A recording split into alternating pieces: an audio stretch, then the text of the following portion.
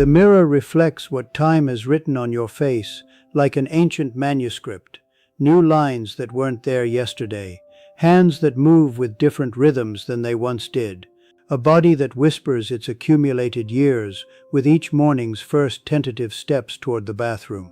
Perhaps you've begun to feel invisible in a world that seems obsessed with youth's fleeting energy. Or maybe death's once distant shadow has started casting itself across your daily thoughts with increasing frequency and uncomfortable familiarity. You are not fading away into irrelevance. You are ripening like sacred fruit into something far more beautiful and profound than youth's raw enthusiasm ever knew was possible. Today we'll explore 6 profound Buddhist lessons that transform the autumn years from a season of inevitable loss into humanity's most sacred time of fearless spiritual awakening. The first lesson reveals the profound and liberating difference between aging and growing old, 2 completely different processes that most people tragically confuse. In the mountain monastery where I spent decades learning from teachers whose bodies carried 8 or 9 decades of earthly experience, I observed something remarkable that challenged everything our culture teaches about getting older. While their physical forms showed the gentle, inevitable wear of countless seasons, their eyes held a luminosity, a depth of presence that younger seekers could only dream of achieving through meditation retreats and spiritual practices. The Buddha taught with crystal clarity that true aging happens not to your eternal essence, your fundamental consciousness, but only to the temporary vessel that houses your awareness, like a clay pot holds precious water. Your body ages with mathematical certainty, yes, but your spirit, that which observes, loves, and knows, grows more radiant, more spacious, more luminous with each passing year of conscious living. Think of yourself as fine wine that has been fermenting in sacred darkness for decades, developing complex depths of flavor, notes of wisdom and compassion that are absolutely impossible to achieve in youth's enthusiastic but ultimately shallow vintage. Every wrinkle etched on your face is a testament to laughter, courageously shared with friends, tears bravely shed over losses that broke your heart open, storms weathered with increasing dignity and grace. The Buddhists call this accumulated wisdom prajna, not knowledge gathered from books or lectures, but understanding that emerges from having lived fully, loved deeply despite the risks, lost gracefully without becoming bitter, and continued opening your heart to life's endless possibilities, even when it seemed dangerous to remain vulnerable.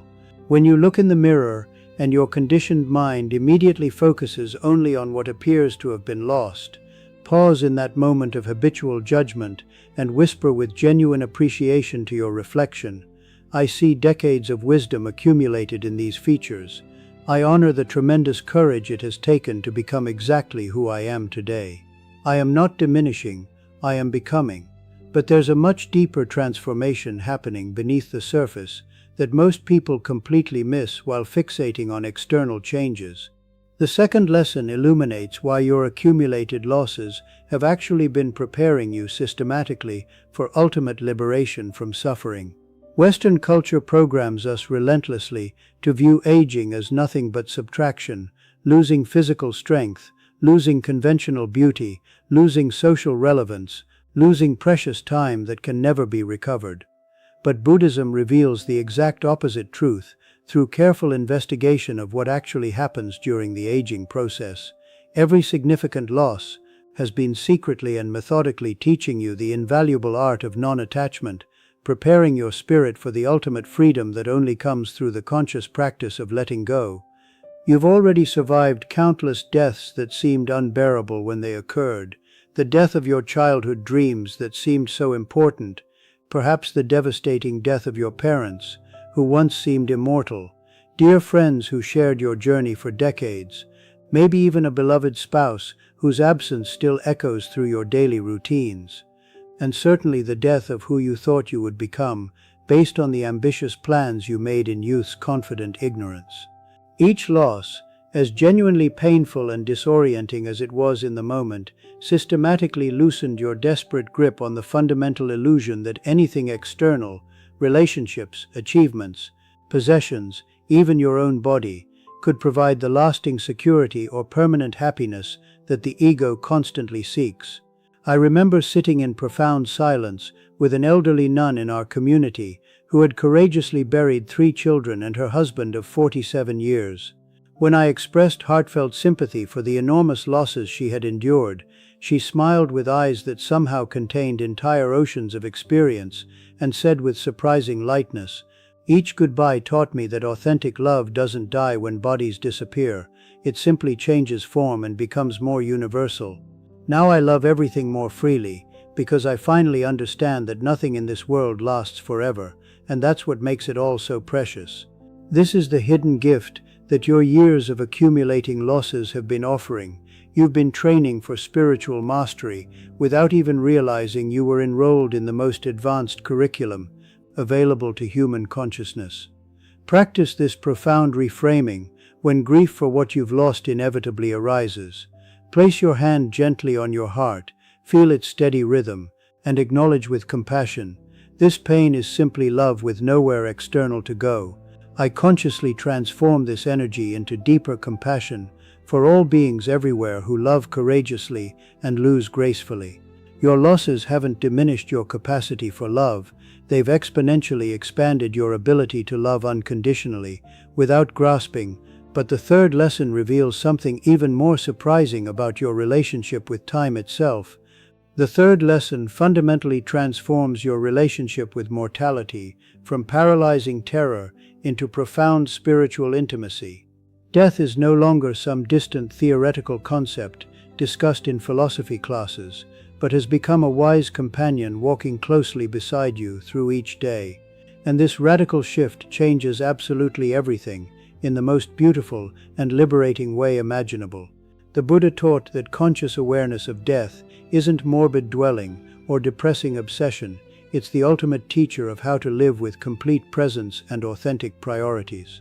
When you truly understand in your bones that your remaining days are indeed numbered, that this incarnation will definitively end, each sunrise becomes absolutely sacred, each conversation carries precious weight, each breath reveals itself as an unrepeatable gift you'll never again take for granted. I've witnessed how this intimate awareness of mortality transforms people's priorities with surgical precision, cutting away everything superficial to reveal what actually matters. The petty grievances that once consumed enormous amounts of mental energy suddenly seem absurd and trivial. The desperate need for approval from strangers becomes completely irrelevant. What emerges from this clarifying process is crystal clear insight about life's true priorities: love given freely without conditions, beauty appreciated deeply in each moment, wisdom shared generously with anyone who will listen, and inner peace cultivated daily as your greatest achievement. This radical shift isn't about becoming depressed or obsessed with death. It's about becoming vitally alive because you finally know with certainty that life is finite and therefore infinitely precious. In Tibetan Buddhist tradition, monks engage in regular meditation on death, not to cultivate fear, but to develop absolute fearlessness through intimacy with life's most fundamental truth. When you stop running from mortality and instead welcome it as your wisest teacher, something absolutely remarkable happens. The present moment becomes infinitely precious, loaded with significance that younger people simply cannot perceive. Practice this daily contemplation that transforms how you live. Each evening before sleep, reflect on your day as if it were your very last day in this body. Honestly asking yourself, did I love enough people today? Did I appreciate enough beauty? Did I share my accumulated gifts generously? Did I waste time on things that don't ultimately matter? This isn't morbid dwelling on death, it's the active cultivation of awakened living that emerges from conscious relationship with mortality. Yet there's an even deeper spiritual practice that emerges naturally from this awareness. The fourth lesson reveals how your gradually slowing body is actually a profound invitation from life itself to discover your limitless eternal spirit. Perhaps you can't move as quickly as you once did, travel as extensively, or accomplish as much in the external world of doing and achieving. Buddhism teaches with great compassion that this apparent physical limitation is actually spiritual liberation, wearing a clever disguise.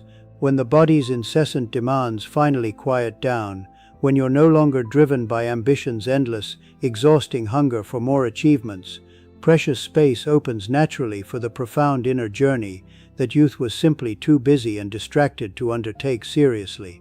Think of your entire life like a magnificent symphony performed by the universe's greatest orchestra. Youth was the dramatic, impressive opening movement, loud, fast, full of sudden changes and virtuosic displays designed to capture attention and demonstrate technical skill. Middle age brought the complex developmental section where themes interweaved and competed for prominence. Now you're entering the sublime slow movement, where the real beauty lies not in speed or volume, but in profound depth, subtle nuance, and emotional resonance that touches the listener's soul more deeply than any flashy display ever could. This is when the orchestra of your accumulated life experience creates its most moving, most spiritually significant passages. The great Buddhist teacher Thich Nhat Hanh spent his final years unable to speak due to a severe stroke, yet his mere presence radiated more profound teaching about acceptance and peace than decades of eloquent Dharma talks had ever conveyed. His silence became more articulate than words could ever be. Your naturally slower pace isn't a cruel limitation imposed by an aging body. It's a sacred invitation to discover presence, to notice subtleties that rushing past would never reveal. When walking requires conscious effort and attention, you naturally notice each step, each breath, each sensation more clearly. When words must be chosen carefully because energy is precious, you speak more thoughtfully and meaningfully. When physical energy becomes finite and valuable, you invest it more wisely in activities that truly nourish your soul, rather than merely filling empty time. Practice this radical acceptance that transforms limitation into liberation. When your body moves slowly, choose to move with it mindfully, rather than fighting the new rhythm, saying with genuine appreciation, "This pace is absolutely perfect for noticing all the beauty and detail I missed when I was rushing through life unconsciously." Your body is patiently teaching your spirit the invaluable art of being rather than constantly doing. But the fifth lesson opens an even more profound doorway to spiritual companionship. The fifth lesson transforms the painful experience of loneliness into the discovery of the deepest spiritual companionship that human consciousness can know. Perhaps many close friends have passed away, leaving empty spaces in your social circle. Family members live far from you in distant cities. Or you sense that the world feels less interested in your stories and perspectives than it once seemed to be when you were younger and more conventionally relevant. Buddhism teaches with great compassion that this experience of social solitude, genuinely painful as it often feels, is actually preparing you for the ultimate spiritual discovery. You have never been truly alone for even a single moment of your existence. You carry within your consciousness the living presence of everyone you've ever loved deeply, every teacher who shaped your understanding, every moment of transcendent beauty that moved your heart and expanded your awareness of what's possible. These aren't just memories stored in your brain, they're living energies that continue to influence and guide you, invisible companions on your spiritual journey. In monastic tradition, we practice something called taking refuge in the Sangha, consciously connecting with the invisible community of all beings throughout history who have walked the spiritual path with sincere dedication. When physical isolation feels overwhelming and you're tempted to believe you're forgotten, close your eyes gently and feel the presence of countless wisdom keepers across time and space who have sat exactly where you're sitting now, contemplating identical eternal questions about meaning, purpose, and transcendence. You are not alone, you are part of an invisible congregation of seekers, stretching across centuries and cultures. Even more profoundly, Buddhism reveals that the deepest, most reliable companionship is with your own true nature, the aware presence that has been witnessing your entire life story unfold from the very beginning. This witness consciousness doesn't age, doesn't diminish with time, doesn't fear anything because it recognizes its eternal nature. It's been the one constant throughout every change, every joy, every sorrow, every transformation you've experienced. Practice cultivating this intimate inner companionship. Sit quietly each morning in meditation and greet the awareness within you like greeting your dearest, most trusted friend, saying with genuine warmth, "Here we are together again, witnessing this precious day. Thank you for never leaving me." This relationship with your own eternal consciousness becomes the most intimate, reliable friendship you'll ever know. Yet the final lesson reveals the ultimate secret of truly fearless aging. The sixth lesson unveils the profound, revolutionary truth that your life's greatest contribution to humanity may still lie ahead in these precious years. Western society systematically suggests that your productive years are definitively behind you, that your primary role now is to step aside gracefully and make room for younger people to take center stage. Buddhism teaches exactly the opposite with absolute conviction. Spiritual mastery typically reaches its peak during life's final chapters, when ego's desperate demands finally quiet down and wisdom's clear voice becomes audible above the noise of ambition and social pressure. You possess something the world desperately needs but rarely recognizes, perspective that can only emerge from having lived fully through multiple decades. Loved completely despite repeated heartbreak, and lost gracefully without becoming bitter or cynical. Think of yourself as an ancient tree in winter's apparent dormancy. Others looking at you might see only bare branches and assume decline or approaching death, but you know from decades of experience that deep roots are gathering strength and nutrients for a spring that transcends physical seasons. Your apparent external emptiness is actually inner spaciousness, precious room for wisdom to grow deeper, compassion to expand further, and peace to establish itself as your natural state, rather than something you occasionally achieve through effort. The greatest Buddhist teachers throughout history often did their most profound, lasting work during advanced age, when they finally had nothing left to prove to anyone, and everything meaningful to give freely. Your accumulated stories carry healing medicine for younger hearts struggling with challenges you've already navigated successfully. Your living presence offers something increasingly rare in our anxious, rushed world, tangible proof that it's genuinely possible to face life's inevitable difficulties with dignity and emerge not bitter, cynical, or defeated, but wise, compassionate, and deeply peaceful. Your example of graceful aging becomes an invaluable gift to everyone who will follow this path after you. Practice recognizing and honoring your continuing value. Each day, identify one piece of hard-won wisdom you've gained that could genuinely serve someone else's journey, and find a creative way to share it, whether through spoken words, conscious actions, or simply the quality of peaceful presence you bring to every interaction. These 6 lessons weave together like golden threads to create a magnificent tapestry of fearless aging that transforms your remaining years from a countdown toward endings into a crescendo of spiritual awakening and conscious contribution. You don't need to achieve anything more externally or become anyone different from who you already are. You need only to recognize and honor the profound spiritual ripeness that your years of experience have carefully cultivated within your consciousness. Remember with deep appreciation, autumn leaves don't fall from trees in shame or defeat. They consciously release their grip and dance on the wind with breathtaking beauty before gracefully returning to earth to nourish new growth.